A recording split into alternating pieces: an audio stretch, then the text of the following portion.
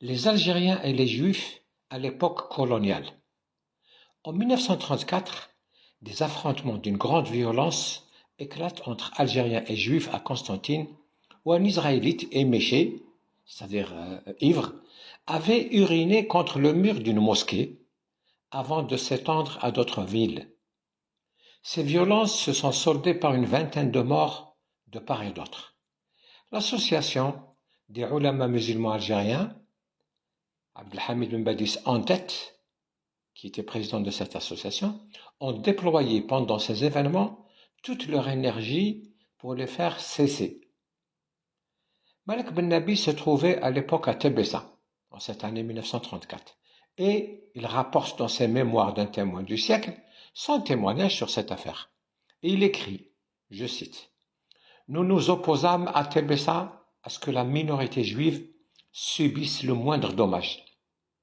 La nuit, nous faisions même une garde sous le balcon d'un certain Morali, que nous pensions être le plus susceptible d'attirer une vendetta. L'imam de la ville fut sublime, rassurant jusqu'à sa porte un malheureux juif attaqué par un voyou. Le cheikh Abdelhamid Ben Badis fut, durant ces pénibles événements, d'un grand courage et d'une parfaite dignité. » Fin de citation.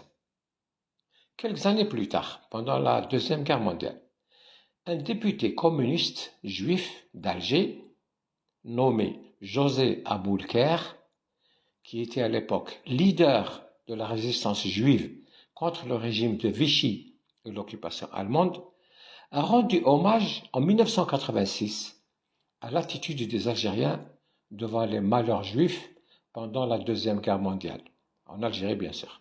Et il écrit, je cite, « Les Arabes, c'est-à-dire les Algériens, n'ont pas pris parti dans la guerre.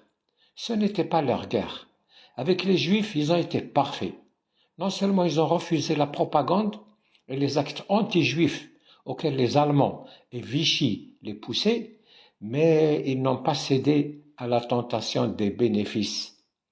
Alors que les pieds noirs se disputaient les biens juifs, pas un arabe n'en achetait. La consigne en fut donnée dans les mosquées. Et je cite ce qui se disait dans les mosquées, « Les Juifs sont dans le malheur, ils sont nos frères. » Voilà, fin de citation.